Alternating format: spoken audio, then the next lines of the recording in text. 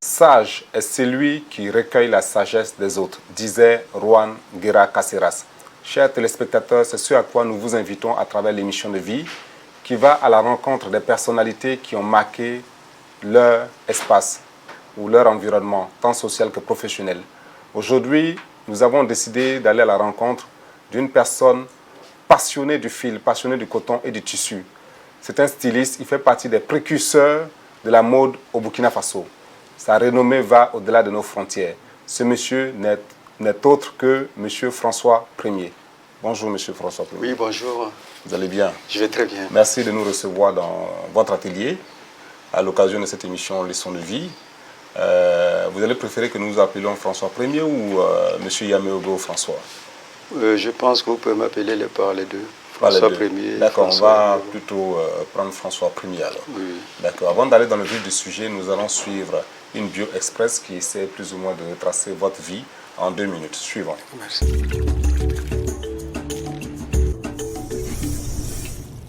C'est l'un des plus célèbres couturiers du monde contemporain. Sibiri François Yamoyogo, alias François Ier, est l'un des rares Africains à s'être imposé dans la mode vestimentaire en Europe. Expert dans l'industrie artisanale, François Ier a été classé dans le top 50 des acteurs de la mode mondiale en 2012. Excusez du peu. Un destin hors du commun pour le natif du petit village de Guy, dans les encablures de la ville de Koutougou. François Ier n'a pas longtemps fréquenté les bancs de l'école Centre A de Koutougou, où il a été inscrit au CP1 en 1961. Il y fera l'école primaire, mais va très vite se retrouver dans une famille à Ténado comme garçon à tout faire.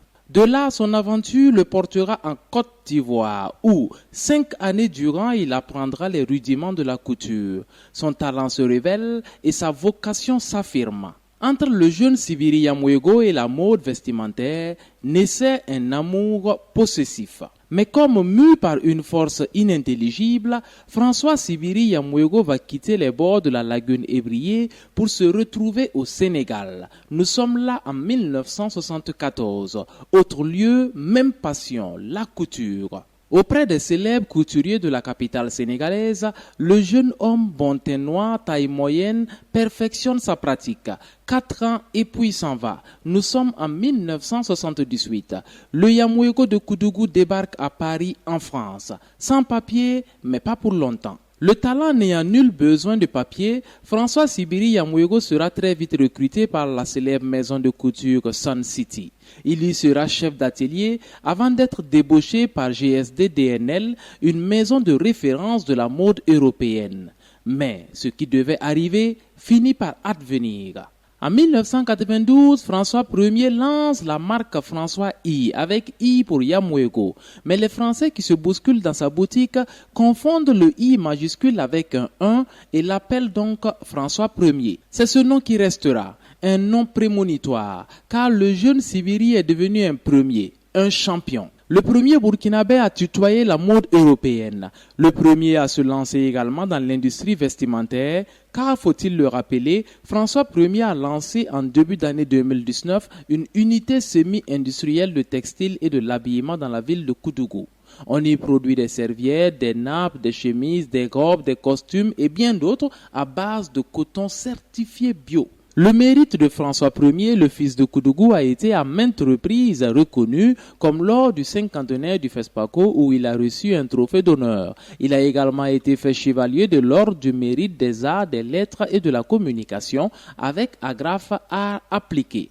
Trophée des jeunes créateurs du Burkina, trophée FITMOV sont entre autres distinctions qui trônent dans les locaux de François Ier. Divorcé plus d'une fois, père de 3 enfants, bon vivant employant plusieurs dizaines de personnes, François Sibiri Yamoyogo alias François Ier est l'invité de votre émission Leçon de vie. Cette bio de 2 minutes traduit-elle assez vos 60 années de vie? Je pense que oui, c'est pas toute ma vie, mais quand même ça trace une grosse partie de ma vie. D'accord. Nous allons donc décoller pour faire un vol dans votre vie, justement, en commençant par le volet professionnel. Oui. Aujourd'hui, vous avez pu installer une unité semi-industrielle de transformation de tissus, de textiles. Pourrait-on dire que c'est le couronnement d'une carrière ou c'est le début d'un nouveau challenge pour vous? je voulais faire quelque chose d'inédit. Je voulais faire quelque chose de genre modèle d'entreprise qui était économie sociale et solidaire. Je voulais faire une entreprise aussi qui va être sur la transformation locale 100%. Mais une entreprise qui sera l'industrie avec l'expérience que j'ai eue en Europe, qui va être adaptée à l'industrie artisanale, qui va permettre au Burkina Faso de connaître quel genre de modèle d'entreprise pour développer le secteur. Vous parlez assez souvent de mode éthique, qu'est-ce que c'est? La mode éthique, c'est une mode un peu avec un mélange de culture venue d'ailleurs et tout. Par exemple, le coton que je fais, c'est la mode éthique. La mode éthique peut être mélangée aussi avec les paille wax. La mode éthique, c'est ce qu'on peut mélanger avec d'autres matières qui n'est pas forcément européenne. C'est une mode venue d'ailleurs. D'accord. C'est à partir de quand vous décidez réellement d'embrasser le métier de couturier? Le métier de la couture, j'ai commencé dans les années 71 à embrasser ça à Treichville en tant qu'apprenti tailleur. Quelle différence peut-on faire entre le métier de couturier, de tailleur, de styliste, d'accessoiriste et j'en passe? Oh là là, le métier c'est vaste. C'est vaste. Un tailleur, c'est un prestataire de services. Un créateur qui crée des modèles, il part de l'abstrait. Un couturier, c'est quelqu'un qui est là, qui fait la couture, qui fait des petites séries. Un façonnier et entrepreneur, c'est la personne qui a des machines, qui reçoit des ordres, qui reçoit des marchés. Ça peut être les marchés des vêtements à faire. La personne fait, il livre, prend son argent. Et puis maintenant, un fabricant, créateur comme je fais, c'est un patron. C'est quelqu'un qui conçoit des modèles en fonction des marchés, en fonction des morphologies des gens, en fonction aussi du pouvoir d'achat, et qui doit être entouré de stylistes, de modélistes, des commerciaux, et puis des gens pour la promotion, même un attaché de presse. Donc c'est un patron. Est-ce qu'on vit bien de ce métier? Je vis très bien de ce métier, je gagne bien ma vie, et je permets aussi dans ça à d'autres personnes de vivre. Combien de personnes à peu près vous employez? J'emploie ici à Ouagadougou, j'ai à peu près une vingtaine de personnes qui sont avec moi. Il y a des fixes, il y a des personnes qui vont, il y a des emplois directs, indirects. Koudougou aussi, j'emploie une trentaine qui emploient des fixes, des emplois directs et indirects. Il y a des gens que je forme, d'autres sont en formation. Et c'est un métier qui crée des emplois. D'accord. Nous allons justement suivre le témoignage de deux de vos collaborateurs.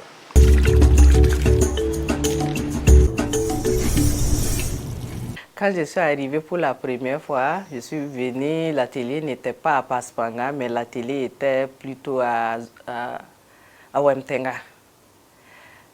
Et quand je suis arrivée, j'ai trouvé un bonhomme qui a arrêté. Bon, l'accueil était très bien, on n'avait pas eu de difficultés. Bon, il y a eu l'entretien, tout ça s'est bien passé. Ben, si je vais parler de lui, on ne va pas quitter ici, quoi, parce que le mec, il est spécial. Il a tout en lui. Il est cool. La mode, il ne vit que la mode. Depuis Paris, 40 et quelqu'un qu'il vit à Paris dans la mode, il ne fait que ça. Il ne connaît que ça. Donc, nous qui avons commencé dans sur-mesure, avec lui, on est passé à autre chose, dans prêt-à-porter. Ça fait que là, pour convertir les gens, c'est un peu difficile. Nous qui avons commencé à faire avec les anciennes méthodes sur mesure, et lui qui est venu avec sa façon de voir qui est plus loin, c'était difficile de nous mettre dedans. Il sait de quoi je parle, quoi. Donc pour ça, on a eu un peu... Aujourd'hui, nous-mêmes, on va nous-mêmes, quoi. On n'a pas besoin de lui. Voilà, il peut dormir tranquille.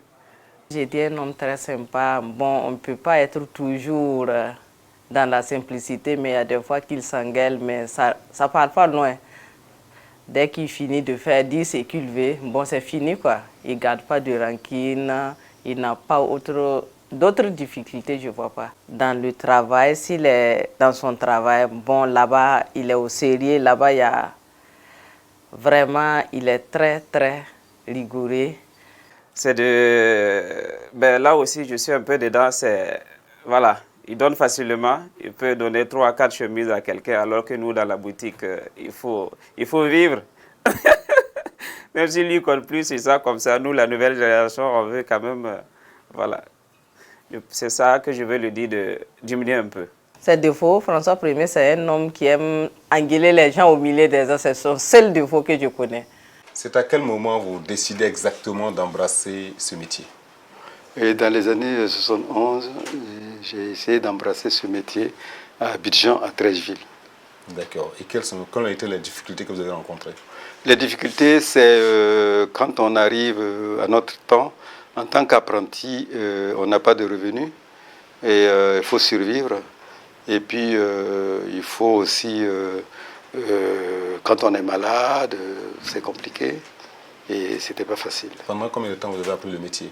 J'ai appris en tant qu'apprenti tailleur au moins 4 ans. Sans revenus?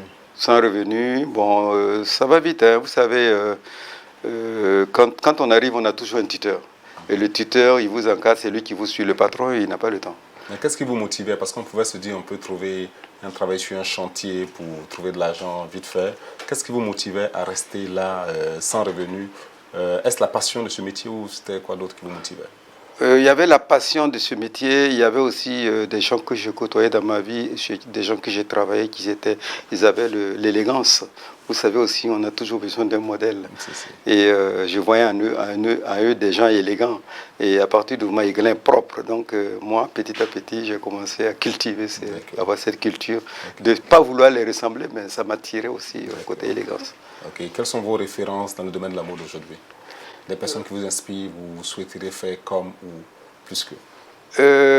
Mes références en France, en Côte d'Ivoire, j'avais des références comme Ouattara, j'avais des références comme Jean Cablan, j'avais des références comme Tidiane, qui a fait l'école en France, qui est revenu, qui a ouvert une école de couture à Diamé. Mais en France, ma référence c'est Kenzo. J'aime bien l'histoire de Kenzo, qui est venu avec sa petite machine, qui a commencé avec sa femme et qui a pu s'imposer en France. D'accord. Et si vous deviez donner des conseils aux jeunes aujourd'hui qui veulent embrasser ce métier, que leur diriez-vous? Je dirais à ces jeunes d'embrasser ce métier avec passion. S'ils n'ont pas la passion pour ce métier, ce n'est pas la peine parce que c'est compliqué. Et c'est comme dans tout métier. Un métier, ce n'est pas pareil que le commerce en ce moment. Le commerce, c'est achat-vente. On met son argent, on achète, on revend. Mais le métier, ça demande du professionnalisme. Ça demande le temps. Il faut se construire. Et il y a le relationnel. Et puis aussi, il faut persévérer. Et on y arrive. D'accord. Pour être bien au boulot, il faut être bien dans sa tête. Dans sa tête. Et puis il faut chercher à se cultiver. Il faut avoir le minimum de culture générale. Il ne faut pas dire je fais le métier et puis s'enfermer dans son coin. On ne sait jamais. Puis il faut être toujours prêt à apprendre. Ce qui nous permet d'embrayer sur la deuxième partie de cette émission, à savoir votre vie de famille et votre vie en société. Quel sens donnez-vous à la famille? La famille, pour moi, c'est très important. C'est un cordon qui vous suit à vie. On peut changer, on peut avoir des amis, mais on ne peut pas éradiquer sa famille. Mais la famille, pour moi, ça me donne la joie de vivre. Mais je ne compte pas sur la famille pour gagner de l'argent. D'accord. En couple, on se rend compte que vous n'avez pas toujours eu la chance en couple parce que vous avez connu 2 à 3 divorces. C'est quoi la raison? Qu'est-ce qui n'a pas marché? Le mot chance, je pense que je suis une personne bénie de Dieu. Je pense que j'ai la chance. Et la chance, je l'ai et je l'ai toujours. Mais peut-être il faut savoir la saisir, il faut savoir bien protéger, il faut savoir bien garder. Moi, j'ai fait un métier qui est très difficile. Et aussi, il y a le côté valeur culturelle. Parce que quand même, arrivé en France, j'ai commencé avec une Européenne, avec lesquelles j'ai vécu 15 ans avec des valeurs européennes. J'étais arrivé à un niveau de la vie du français moyen. Et de cette vie, je suis parti, j'ai voulu venir embrasser la vie africaine, et qui est très très difficile, à moins que je tombe sur une africaine qui a les 2 valeurs. C'est très compliqué pour moi, qui fait qu'aujourd'hui, et comme je n'ai pas envie de retourner chez la française, moi je n'ai pas de problème avec la française, mais j'ai des problèmes avec ma communauté. Mais avec la française, je n'ai pas du tout de problème. Si je suis avec une française, je n'ai pas de problème. Mais seulement, la vie a fait que je n'ai pas divorcé parce qu'on s'engueule, parce qu'il y a eu des problèmes. Non, on se divorce souvent, on arrive à un moment où il y a des différences de choix de vie. J'ai une personne qui a voulu vivre dans la nature, dans les montagnes, avec écologie. Et moi, j'ai voulu évoluer dans mon monde de créateur. Et puis, ce n'est pas facile aussi, nous créateurs, aussi dans la vie du couple. Justement, en tant que créateur, le domaine de la mode, on sait que c'est un domaine où il y a beaucoup de femmes, de belles femmes, pour ne pas le dire. Et il y a un adage populaire qui dit « le mouton broute là où on l'attache ». Est-ce une raison qui aurait concouru à ce que dans le foyer, ça n'aille pas très bien? Non. Vous avez voulu brouter? Non, je suis qu'un garçon quand même. Je ne peux pas dire que je suis un saint. Je suis un mauvais garçon comme tous les hommes. Mais le seul problème est que moi j'ai un métier. Vous savez, quand vous êtes salarié, modéliste salarié, créateur, il y a la sécurité, la femme aime toujours la sécurité. Mais dès que vous devenez entrepreneur, patron, avec les angoisses, les échéances, les salaires, les charges sociales, il faut créer des modèles pour vendre, il faut pouvoir assurer le quotidien. Il suffit qu'il y ait un moindre problème. La femme, il n'y a pas beaucoup de femmes qui vont vous suivre dans vos délires. Hein. Voilà, c'est ça le gros problème souvent, parce qu'elles ne sont pas prêtes. Hein. Elles préfèrent le prêt-à-porter, c'est-à-dire arriver et puis à tout. Donc je ne dis pas qu'elles sont toutes comme ça, mais... Sinon, je disais qu'il y a beaucoup de femmes qui n'allaient pas être très d'accord. Ouais. Mais comme vous avez... non, elles ne sont pas toutes comme ça. Mais il faut trouver celle qui va vraiment vous accompagner dans... Vous savez, en entrepreneuriat, on dit toujours, en cours de commerce, quand vous construisez un projet, il faut demander l'approbation de votre femme ou de votre conjoint. Quand il n'y a pas son approbation, vous êtes voué déjà à l'échec. Ça veut dire que la femme contribue beaucoup. Si elle n'est pas d'accord avec votre projet, vous ne pouvez pas réussir ce projet. D'accord. Et quels sont vos rapports avec vos enfants? Mes enfants, très très bien. Je suis en communion avec mes enfants. Mes enfants, tout ce que je fais, je ne prends rien sans l'approbation de mes enfants. Quand je prends une décision de faire quelque chose, avant de venir en Afrique, mes enfants donnaient leur approbation. Et quand je fais quelque chose, j'ai un engagement à faire, je réunis les trois. Et les trois, on discute et puis ils disent, papa, vas-y. De façon démocratique? De façon très très démocratique. Donc, et puis ils viennent régulièrement me voir ici. Je vais aussi, normalement, tous les 3 mois, je vois mes enfants. Des enfants qui pour la plupart sont nés en Europe. Oui. Est-ce que vous avez pu leur transmettre un peu de la culture Andgrif Mouaga? Et la culture Mouaga que moi j'ai, qui est une culture de tiroir, de l'Afrique profonde, avec la grand-mère qui m'a raconté des histoires, avec la grande cour, avec tout ce qui est suivi. Non, je ne peux pas leur donner ça, parce que je peux leur donner seulement les vraies valeurs, c'est-à-dire l'intégrité, et être droit, être correct, et puis aimer l'Afrique. Et puis ils doivent venir contribuer au développement de l'Afrique. Et puis aussi les faire comprendre qu'ils sont dans une société qui est une société qui n'est pas facile, la France. Ils sont africains, malgré tout, même s'ils sont nés là-bas, de savoir qu'ils sont africains et qu'ils doivent faire des bonnes études, ils doivent arriver au niveau top pour pouvoir vivre et composer avec les deux cultures. Mais la culture que moi j'ai reçue, je pense que ça serait difficile de les transmettre. Voilà. Et sur le plan social, quel genre de personne êtes-vous? Une personne ouverte, une personne réservée? Je suis une personne ouverte. Les gens beaucoup trouvent que je donne beaucoup. Les gens trouvent aussi que je suis exigeant, mais je suis quelqu'un qui a des principes. Dans la vie, il faut avoir des principes. Mes principes à moi, j'aime être juste. Et je vais toujours vers les autres. J'attends pas qu'on vienne vers moi. C'est facile de dire, voilà, de juger les gens. Je ne juge personne. Mais quand on n'est pas correct, je te dis directement, tout de suite, je ne suis pas content, tu n'es pas correct. Je ne garde pas. Donc, il fait que je n'ai pas de problème avec le côté relationnel avec les gens. Au début, les gens, ceux qui ne me connaissent pas, pensent que c'est un mec trop suffisant, c'est un mec qui est orgueilleux, alors qu'en réalité, non. Quand on me connaît, je ne suis pas comme ça. Mais j'ai des principes. Nous allons justement suivre les témoignages de certains amis qui vous connaissent très bien, depuis même l'enfance. Suivant.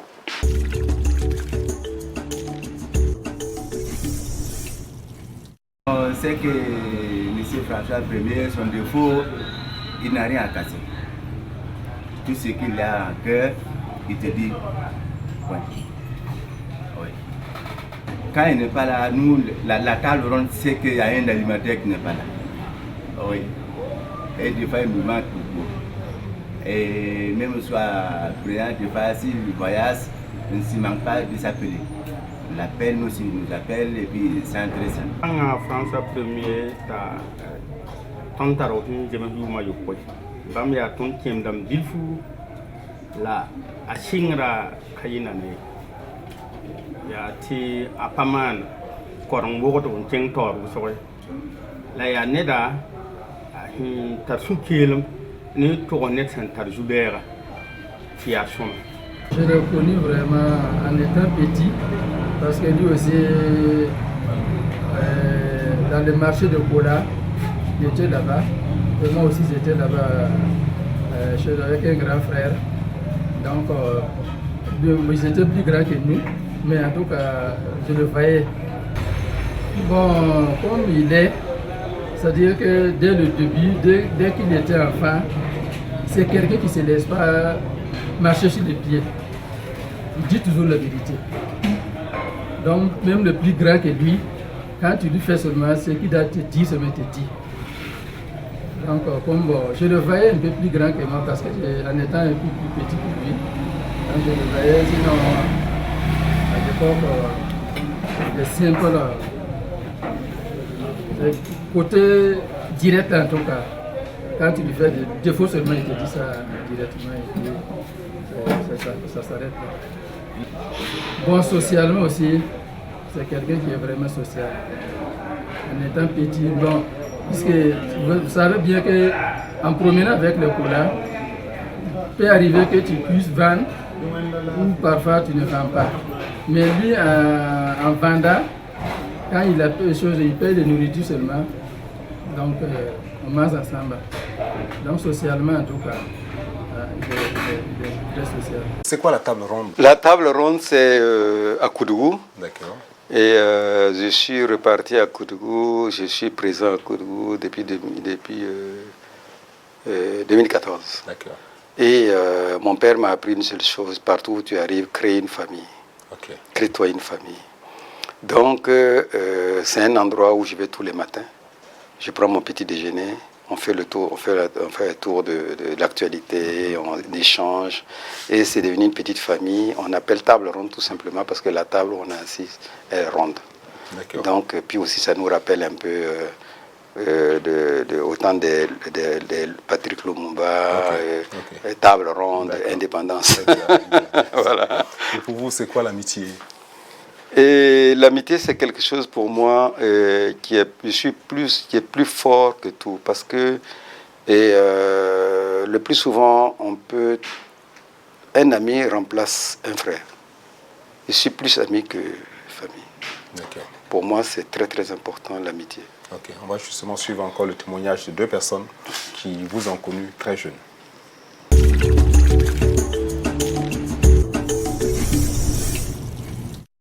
Alors, François Ier, c'est, je ne veux pas dire débrouillard, mais c'est un self-made man. C'est quelqu'un qui a cavalé toute sa vie à la recherche, en tout cas, du mieux-être. Et c'est comme ça qu'il s'est retrouvé en France, couturier. François, c'est d'abord un homme généreux. Ça, c'est quelque chose qui le caractérise parce qu'il donne. Moi, j'ai été étudiant. Dans ma vie d'étudiant, il m'a toujours habillé, gratuitement. Il était très content. J'étais presque un mannequin pour lui, quoi, à la limite. Deuxièmement, c'est quelqu'un qui sait ce qu'il veut.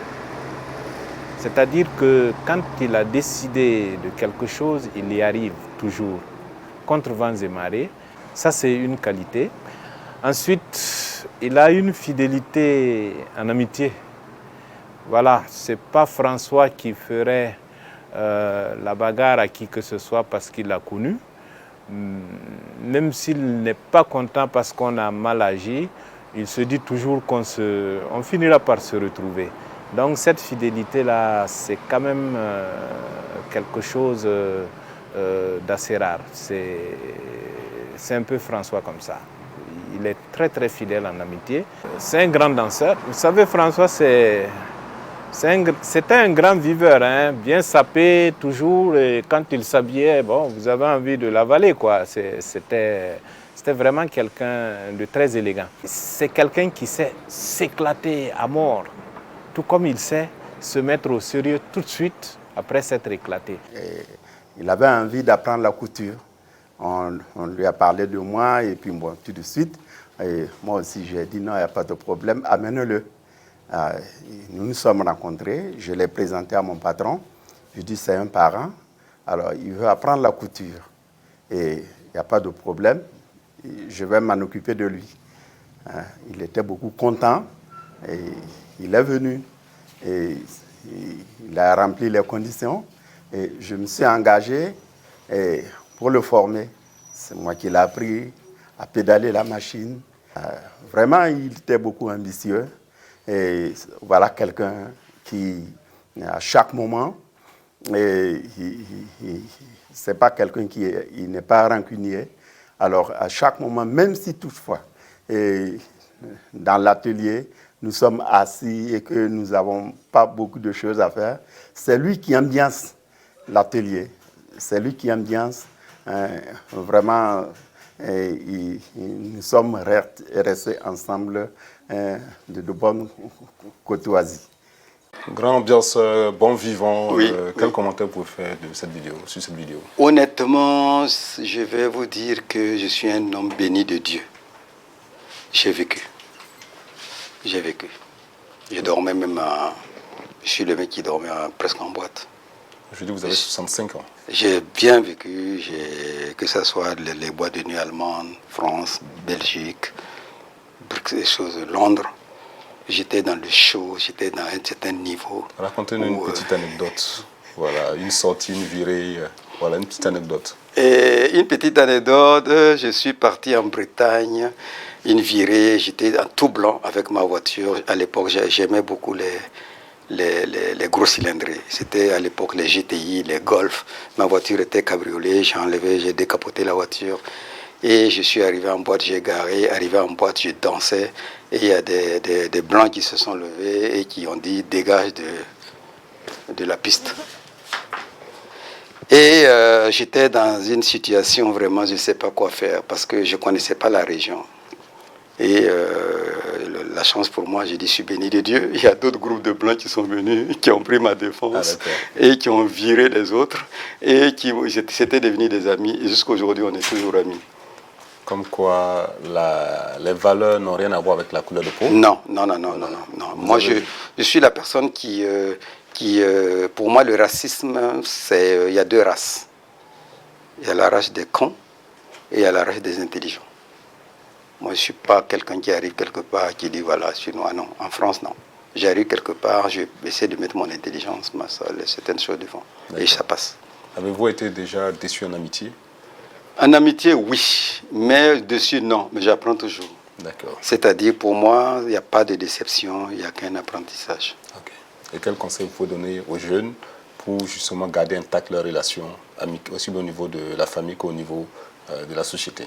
Et d'apprendre le discernement, eux-mêmes d'être justes. Parce que c'est facile de juger les autres. Mais il faut te regarder. Dans l'évangile, on dit enlève la paille qui est dans ton œil. Voilà. Donc je pense que c'est un travail personnel. Il faut se connaître soi-même. On appelle le moi-je, qui tu es. Et puis pour pouvoir composer avec les autres. D'accord. Nous allons repartir dans votre tendre enfance. Oui. Et pour cela, nous avons fait une virée dans votre village pour rencontrer un de vos oncles et un de vos cousins qui ici font un témoignage suivant.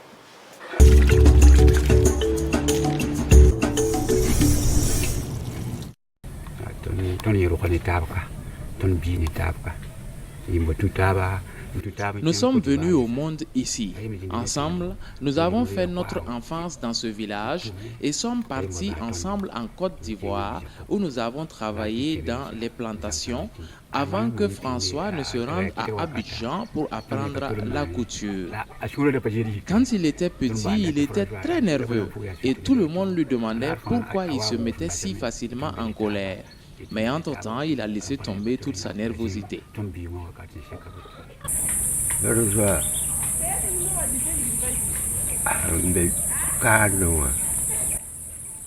François, depuis qu'il est tout petit, jusqu'à ce qu'il aille en France, il a toujours été sage.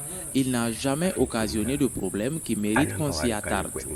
C'est l'enfant de mon grand frère, donc c'est mon fils. Je lui ai toujours dit, peu importe là où il va, qu'il se fasse des amis et vive en bon terme avec tout le monde. Et c'est ainsi qu'il est. Quand François arrive quelque part et qu'il y a des discussions, il prend tout de suite la route. Il n'aime pas les bagarres inutiles. Il semblerait que vous étiez très nerveux quand vous étiez encore plus petit. Oui, quand j'étais gamin, vous savez, dans une grande cour où il y a une famille, au moins 7 papas, avec des mamans qui valent au moins 15, 20, avec des enfants, on est presque 42, dans une grande cour, avec des différences de caractère, différences même de valeurs. et qui fait que chaque fois il y a trop d'injustice. Et moi, depuis longtemps, c'est pour ça même que j'ai quitté la cour à 13 ans. Parce que cette injustice-là, moi, je ne supporte pas. Et donc, il m'amenait souvent dans les jeux ou quand on va au marigot, on va au champ.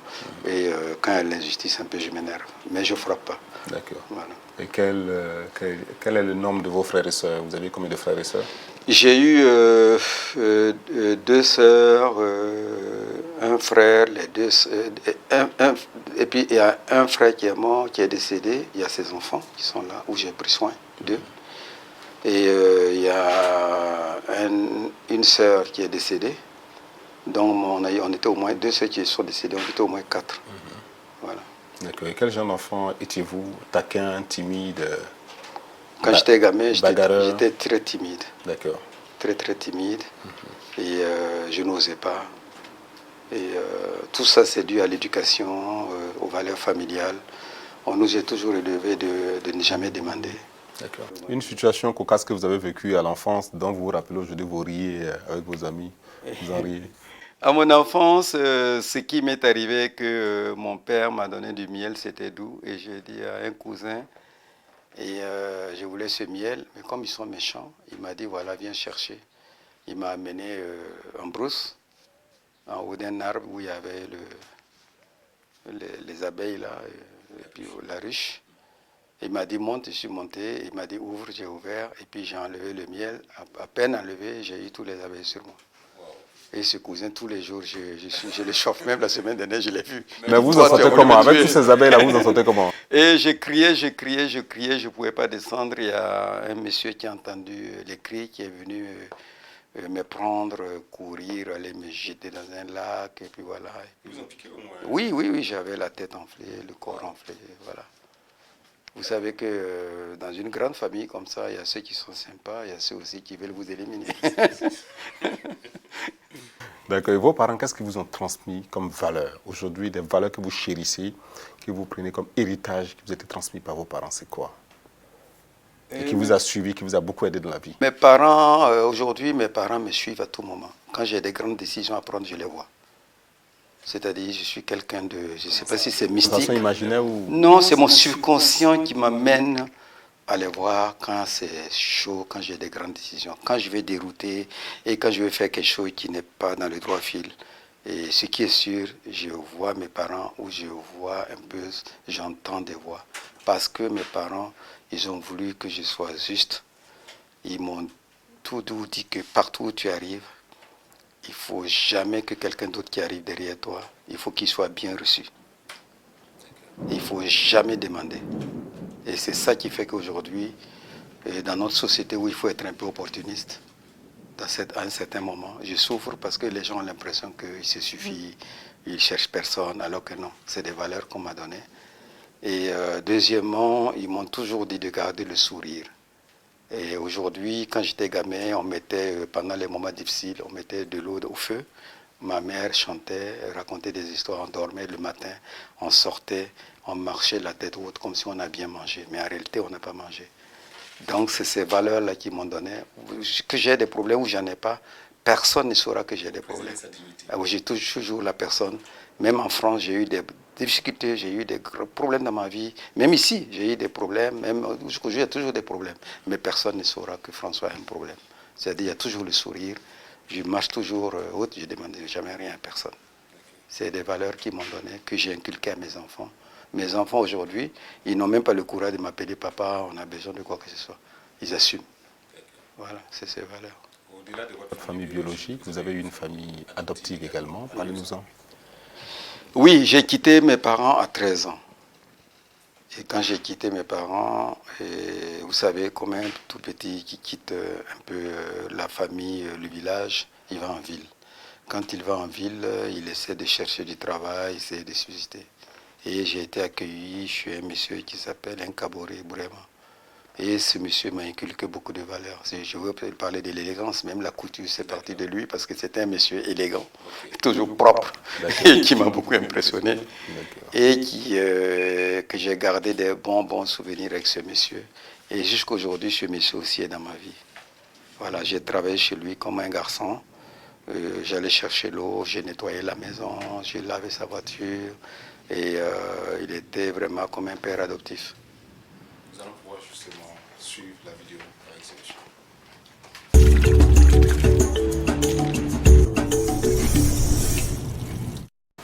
François Ier, pour moi, c'est Sibiri. Je le connais à son enfance. Il avait à peu près 12 ou 13 ans à l'époque. Mais par rapport à sa taille, on ne lui donnerait pas son âge. Un jour, il m'est venu à l'idée de trouver quelqu'un, un enfant, qui pourrait venir m'assister. Et donc, c'est ainsi que mon parcours a commencé avec Sibiri. Aujourd'hui, François Ier, que j'ai amené à Koudougou, à Tenado plutôt. C'était un enfant très jovial, très serviable. En tout cas, je n'ai pas regretté de l'avoir eu. Il était devenu comme un fils pour moi. Pour moi, Sibiri était un enfant d'avenir. Parce qu'il n'y avait pas un travail qu'on lui confiait et qu'il ne le faisait pas. Je l'ai connu depuis Tenado, dans les années 68-69, quand on était tout petit. Bon, un beau jour, mon beau-frère l'a amené. Bon, et puis nous aussi, on était tout petits là-bas. Bon, et puis immédiatement, on s'est sympathisé, on était ensemble. On était des enfants. Comme c'était un garçon, mais il était petit de taille, donc au contraire, c'est moi qui le tapais dessus.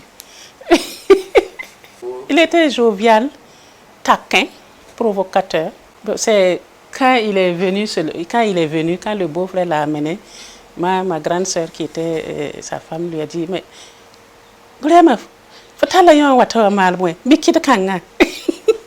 et il était là, le croquevillé, il regardait, il ne sait pas ce qu'on allait le faire.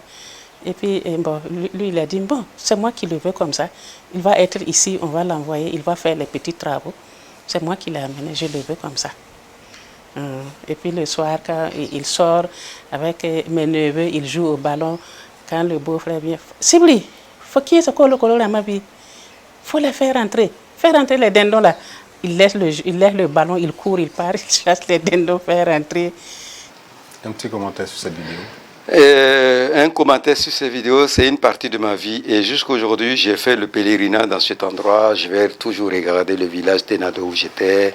J'étais avec mes enfants. Tous mes enfants ont vu où j'étais. Et je raconte ça à mes enfants. Voilà, et c'était un moment, c'est des gens avec lesquels j'ai eu la joie de vivre. C'est des gens qui m'ont appris à... Vous savez, quand on quitte le village et qu'on arrive en ville, on trouve des gens comme ça, c'est une autre vie. On apprend à être propre, on apprend à être dans la société, on apprend un peu les petites bonnes manières, le déjeuner le matin, midi, le soir, qu'on ne voit pas au village. Et puis voilà, donc j'ai beaucoup appris un peu dans cette famille, ce monsieur qui était un fonctionnaire. Et il m'a beaucoup appris. D'accord. Et quel conseil allez-vous donner aujourd'hui aux jeunes par rapport à leur rapport, au rapport qu'ils doivent entretenir avec leurs parents? Et les jeunes aujourd'hui, les jeunes étudiants, notre jeunesse, c'est dommage. Parce que notre jeunesse aujourd'hui, quand on part à l'école, on se voit déjà fonctionnaire, on se voit déjà cadre, on se voit déjà à un certain niveau. C'est fini ça. Quand vous regardez même en Europe, quand on prend le président Jacques Chirac, il a lavé les assiettes en France, en étant étudiant. Et en France aujourd'hui, les étudiants, ils vont travailler comme laveur de carreaux, comme chez des gens... laver les assiettes dans les restaurants, serveurs, pour pouvoir payer leurs études, pour pouvoir vivre. Mais ici, non. Ici, une fois qu'on est à l'université, comme on a le bac, on se dit que ce boulot-là, ce n'est pas destiné à moi, non. Alors qu'en réalité, c'est une sorte de passage dans la vie. Moi, je savais que je faisais ça. C'était un moment de pouvoir gagner ma vie. Et quand je faisais ça, j'apportais un peu d'argent à ma maman, qui payait ses tabacs, et mon père qui fumait la cigarette, il fallait un peu d'argent. Voilà, je ne faisais pas seulement ça pour moi. D'accord. Donc, si vous avez un conseil à leur donner, c'est de ne pas négliger les petits boulots. De ne pas négliger les petits boulots et de savoir qu'il faut toujours, c'est très important, la bénédiction des parents. Et quand vous faites un petit boulot, même si vous amenez 5 francs à votre père ou à votre mère, elle ait un cœur, qu'elle est animée de joie, c'est une bénédiction pour vous. Vous n'allez jamais souffrir dans la vie. Il y a Liv Naba qui chante, je ne sais pas si vous connaissez son morceau, Bark Big. Donc, ça veut dire beaucoup de choses. D'accord. Eh bien, nous allons maintenant passer à la rubrique Corbeille. Oui.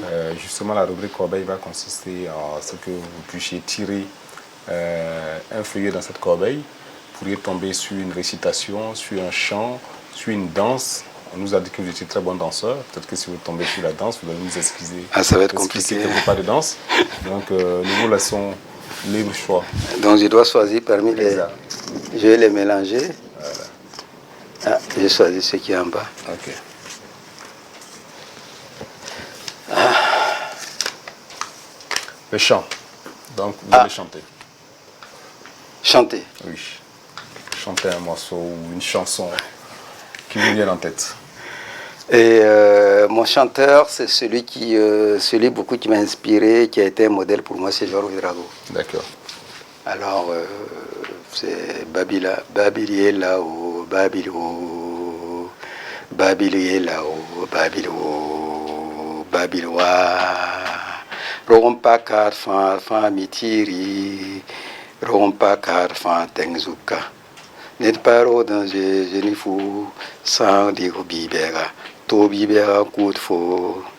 Ouye, ouye, ouye, ouye, ouye. Ok.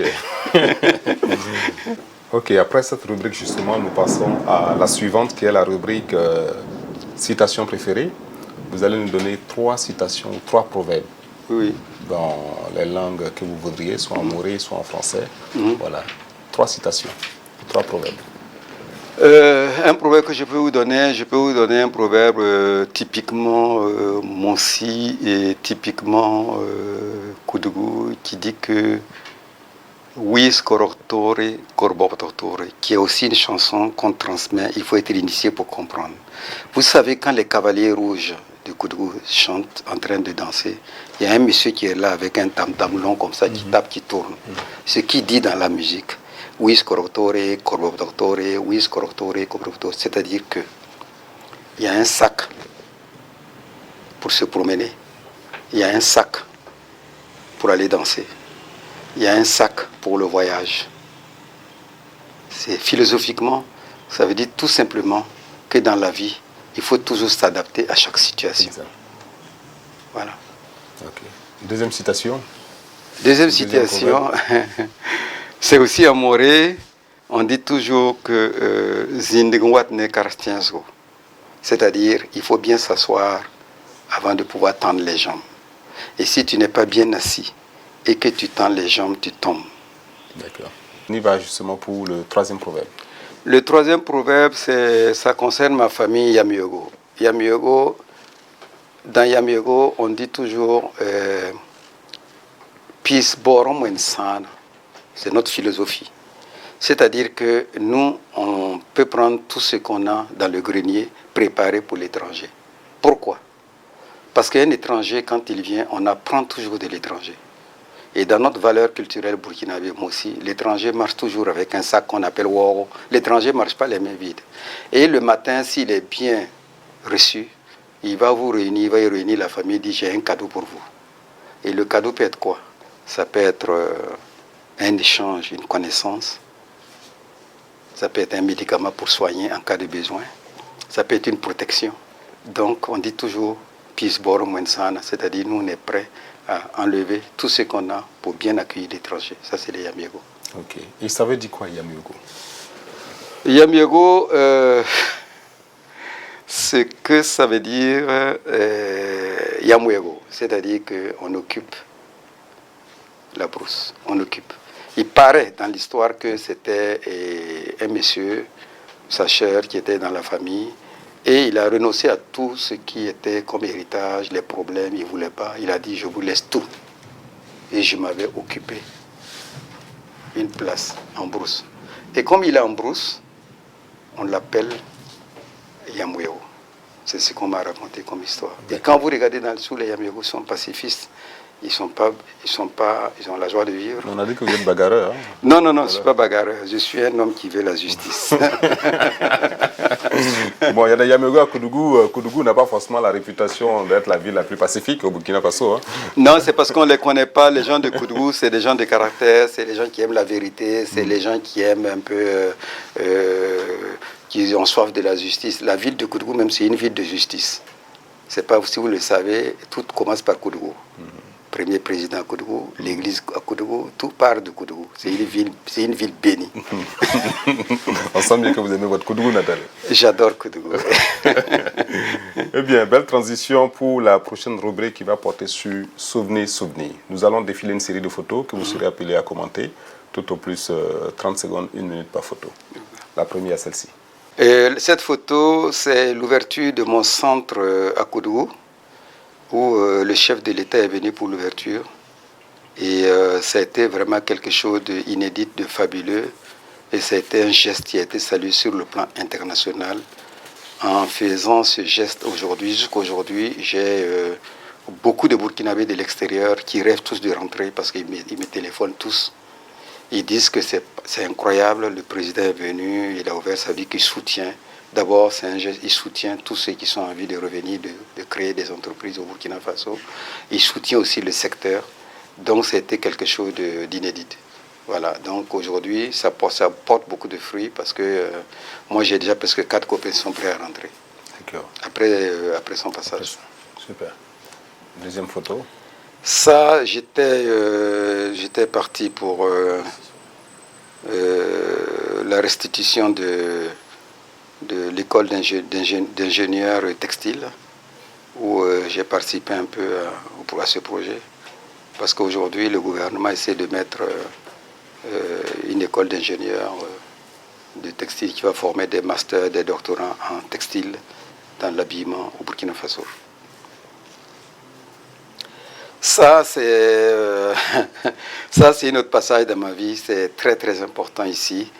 Et celui qui est à gauche, c'est un grand frère. Il s'appelle Xavier Yamiego. Il avait une société ici qui s'appelait Civ Distribution. C'est avec sa femme, toute sa famille. C'est mon fils qui est à côté. Et c'est un monsieur qui a beaucoup apporté côté religion, côté la foi. C'est lui qui m'a amené à l'église. Et la croix que je porte, c'est sa femme qui m'a offerte. Sa femme s'appelle Yvonne. Et c'est quelqu'un côté spirituel qui m'a beaucoup apporté. Et grâce à lui aujourd'hui, je peux dire que je suis vraiment quelqu'un qui va à l'église régulièrement. Parce qu'il est venu à Paris, il est venu chez moi, il a vu que je n'allais pas à l'église, il m'a dit mais tu es normal, tu ne peux pas être là comme ça. Et puis tu passes ta nuit, ton temps à aller en boîte, tu es venu dormir et tu ne bouges pas. Et c'est lui qui a fait la transition.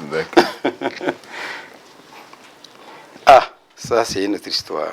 Ça c'est à mes débuts en France. Vous savez, quand on découvre la femme française, en ce moment, je n'étais pas encore marié, on n'était que copines, on veut faire le tour du monde. Okay, super. C'était les musées, partout, balades, les restos, voilà, j'étais un peu comme ça. Ça, c'est le début de la création de ma marque François Ier à Paris, et à la rue Notre-Dame de Nazareth, au numéro 27. Je faisais la collection de mes modèles pour le lancement.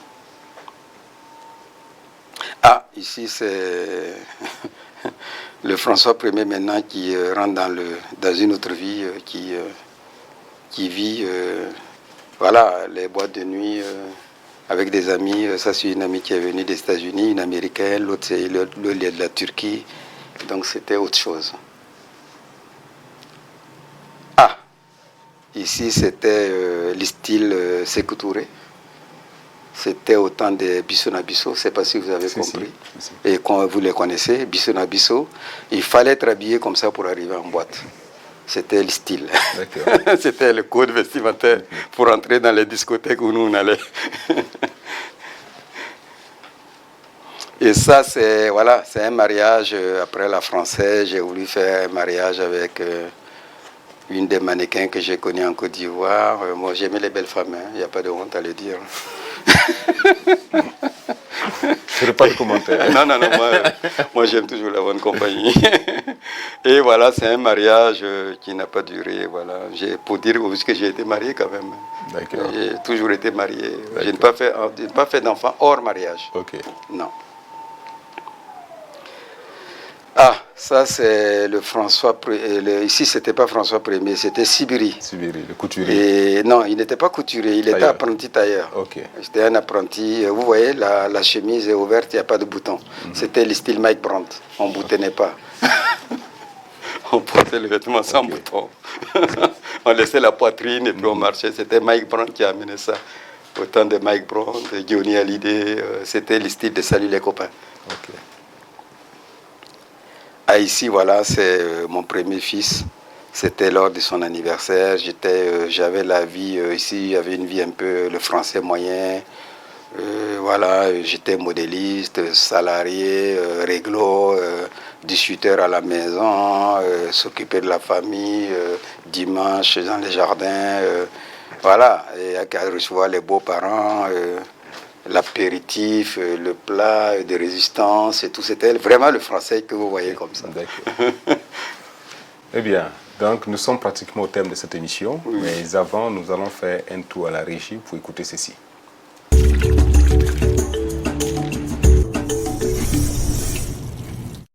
Ce que j'ai à te dire aujourd'hui, je te connais à ton enfance. Tu as grandi hors de moi, mais tu as pu faire ton chemin. Dieu t'a ouvert la porte. En réalité, si j'ai un conseil à te donner, c'est de tendre ta main aux autres enfants, si tu le peux, comme moi j'ai eu à faire pour toi. François, ce que j'ai à te dire, vraiment, je te félicite de tout ce que tu es en train de faire pour la jeunesse de Boubou et du Burkina en général. Mais ça veut dire qu'il faut persévérer dans tout ce que tu fais. Mais bon, souvent, tu sais, dans ce milieu, dans le milieu où tu exerces là, il y a des choses, il y a des coups bas. Donc il faut encaisser. Sibiri, je suis très contente de renouer le contact avec toi. Et je te souhaite bon vent. Vraiment que tout ce que tu fais aille de l'avant. Que Dieu bénisse tout ce que tu fais. Et qu'on reste encore ensemble pendant longtemps. N'écoute pas les gens disent. Continuez, que Dieu te bénisse. Ce que Dieu c'est comme ça. Que Dieu n'a qu'à te guider là où tu es. Au niveau de ton travail, ce que tu fais, vraiment, tu donnes des conseils aux jeunes. Continuez comme ça. François, j'ai à te dire tout simplement de prendre ton courage à deux mains. J'ai appris tout ton parcours depuis la France et comment tu es revenu et ce que tu es en train d'entreprendre. Je te jette des fleurs afin que tu puisses poursuivre parce que tu es en train de donner la main-d'œuvre à nos jeunes et enfants et frères burkinabés. Je dis merci de ton courage. Merci. François, que tu le veuilles ou non, tu es mon grand frère. J'ai à dire à François Ier ce qu'il a fait pour la jeunesse de Congo, ce qu'il est en train de faire pour nous, il n'a qu'à continuer. Pour pas y avoir peur, il n'a qu'à continuer seulement et ça va aller. Il n'a qu'à nous aider, que Dieu les aide. François Ier, je te rends hommage parce que tu as fait beaucoup de choses dans ma vie. Tu as contribué à notre développement de ce pays, à beaucoup de jeunes qui ont passé par cet atelier. Vraiment, on te dit grand merci, on tire le chapeau. Monsieur François Ier, je suis fier de toi, de tout ce que tu fais pour la jeunesse du Burkina Faso, en même temps les jeunesses de Koutoubou. Je veux que Dieu te bénisse dans tout ce que tu fais, pour que les jeunesses de demain deviennent comme toi. Bon, François, je te dis vraiment, tu aimes causer avec les gens, on se dit les réalités, les actualités, on dit ensemble, il est franc, je le dis, il n'a qu'à continuer à être franc, et le courage qu'il a fait pour persévérer là, il n'a qu'à continuer ça, je le félicite, et je le donne longue, et je le souhaite longue vie, du courage et du succès dans ses réalisations. Et vraiment, c'est un grand frère qui est exemplaire. Il est un exemple palpable pour nous, exemple d'humilité et de sincérité. Donc, on lui demande de continuer dans ce sens. Et nous serons toujours avec lui. Que Dieu lui donne longue vie. Donc, ce que j'ai à te dire, Tu nous as fait confiance, tu nous as laissé librement de travailler. Je veux que tu continues dans ça, tu peux dormir tranquille. Votre réaction avant qu'on se dise au revoir? Ma réaction dans tout ça est que on peut vouloir faire des choses, on peut être incompris. On peut vouloir, comment vous expliquer, on peut vouloir tendre la main aux gens et on peut être incompris. Mais je me rends compte qu'au fait, aujourd'hui, les gens m'ont compris. Au départ, il y a des gens qui pensaient que je n'étais pas normal. Mais je pense qu'aujourd'hui, que ce soit le Burkina, que ce soit en Afrique, que ce soit mes collègues qui sont même en France, les gens m'ont compris. Aujourd'hui, il y a beaucoup même qui sont prêts à venir parce qu'au départ, ils ont trouvé que je n'étais pas normal. C'est-à-dire tout abandonner, venir au Burkina Faso. Moi, j'ai des collègues, j'ai des gens qui m'ont trouvé vraiment, ils disent délire. Mais aujourd'hui, même quand j'ai commencé ici, il y a des gens qui ont dit, mais ça ne marchera jamais. Aujourd'hui, je me rends compte qu'au fait, les gens ont compris, mais il faut du temps. Et le temps, souvent, ce n'est pas facile d'attendre. Et je suis content que les gens vraiment, même mes employés, il l'a dit dedans, ils ne me comprenaient pas. Ils ne me comprenaient pas. J'ai mis presque 8 ans pour qu'ils me comprennent. Ma démarche, ma vision, c'est une vision. Mais cette vision-là, pour faire comprendre aux gens, partager avec les gens, souvent c'est difficile. Mais ce n'est pas de leur faute, c'est la naïveté, parce qu'on arrive à un moment, on arrive à un certain niveau, et pour pouvoir revenir en bas, faire comprendre les gens, c'est difficile. Mais ils ont compris, je suis très content, parce que quand même ils m'ont compris. Quelque chose sur lequel vous aurez souhaité revenir dans votre vie? Quelque chose que j'aurais souhaité revenir dans ma vie, je ne pense pas. Peut-être revenir au Burkina Faso, j'allais préparer ça autrement. Mais je n'allais pas mettre beaucoup d'argent et un gros investissement au départ pour venir. J'allais venir avec un petit investissement, le temps de comprendre la société. Vous savez, on fait des projets en Europe. En étant en Europe, on fait des projets et les projets ne sont pas compatibles avec la réalité du terrain. J'ai suivi un débat de M. Dipama. Il m'a beaucoup plu ce monsieur. Il a dit que pour faire un business plan, il faut le faire sur le terrain. Ce n'est pas le papier. Donc, s'il fallait recommencer, il fallait que je mettais mon argent en DAT en banque, beaucoup d'argent, et que je commençais tout petit, connaître la société, m'intégrer moi-même déjà, et puis maintenant j'allais faire ça. Mais là, je suis venu au départ avec toutes sortes de matériel, matos, grands industriels qui ne me servent à rien, qui sont devenus obsolètes et qui a coûté une fortune. Eh bien, merci François Prunier. Nous avons eu du plaisir à vous écouter, à vous suivre. Merci. J'espère qu'il en est autant pour les téléspectateurs. Vous avez partagé avec nous une expérience riche de près de 65 ans. Votre passion, vous avez donné des conseils à la jeunesse et nous souhaitons que ces conseils ne tombent pas dans l'oreille d'un sourd. Chers téléspectateurs, merci d'avoir pris de votre temps pour nous suivre. Nous espérons que cette émission vous a permis de tirer des enseignements du riche parcours de François Prunier. Sur ce, nous nous quittons sur ce numéro et nous donnons rendez-vous pour le prochain numéro de Leçons de vie.